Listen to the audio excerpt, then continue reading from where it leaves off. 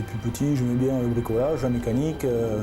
Donc à partir de la quatrième, je me suis orienté vers une quatrième technologique, troisième technologique. Et puis j'ai fait un CAP de fraiseur.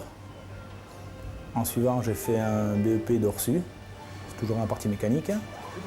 Après, je suis parti à Jurançon, donc j'ai fait un bac pro, productique mécanique. Et à la suite de quoi, j'ai trouvé un emploi en tant que tourneur. Donc là, je suis actuellement tourneur-fraiseur. C'est une machine qui permet de faire les deux, donc du tournage et du fraisage. Et je travaille sur des pièces, sur les carters compresseurs. C'est des pièces qui ont un peu plus de précision, quoi, parce que c'est des pièces aéronautiques, donc c'est des pièces qui volent. Donc il y a plus de suivi, il y a plus de qualité. Je pense que dans les parties, dans la mécanique, c'est quand même c'est un joli niveau, quoi, aéronautique. Vous la faites tourner, puis vous la grossissez, qu'on puisse bien l'appréhender. On est presque en partie finale de la pièce, puisque avant nous, on a un préparateur qui réalise une gamme pour dire le travail qu'on a à faire sur la pièce.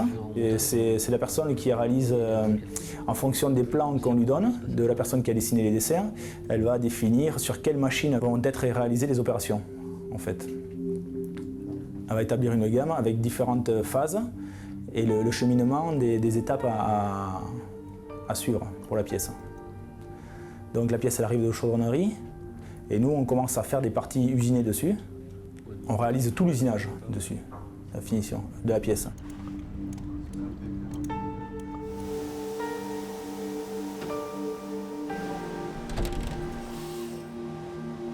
Avant j'étais tourneur à Turméca quand je suis arrivé et donc l'opportunité m'a été donnée de passer sur cette machine qui venait d'arriver. Et cette machine, donc, elle permet de regrouper deux machines, le tournage et le fraisage, et avec une grande précision que n'avaient pas les machines d'avant, quoi. C'est une machine qui est longue à régler, donc à chaque fois en réglage on doit passer 1h30, 2 heures, mais la pièce elle dure facilement entre 1h15, 1h30 d'usinage. Une fois qu'on a monté une pièce, l'usinage est assez long, quoi. Quand la machine est arrivée, on a subi une formation avec les techniciens qui sont venus installer la machine pour voir comment elle fonctionnait, les différences avec les machines qu'on avait jusqu'à présent.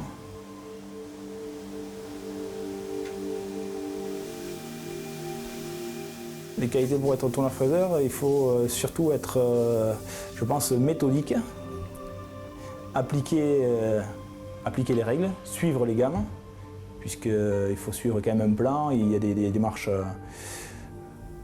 de qualité, et c'est des pièces à forte valeur ajoutée, donc il faut faire très attention.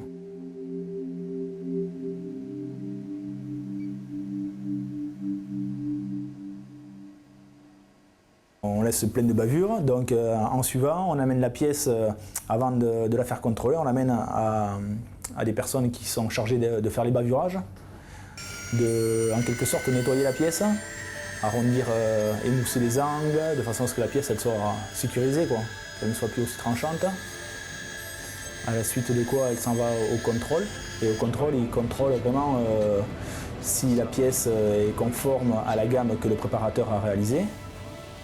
Et elle sera expédiée, si la pièce a été bonne, au contrôle, elle sera expédiée au montage, pour monter sur le moteur.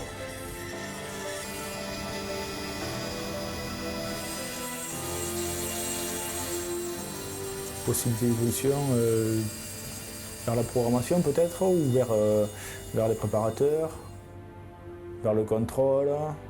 Voilà. Après, quand on est ici à Turméca, on peut évoluer, on peut changer de poste en demandant une mutation.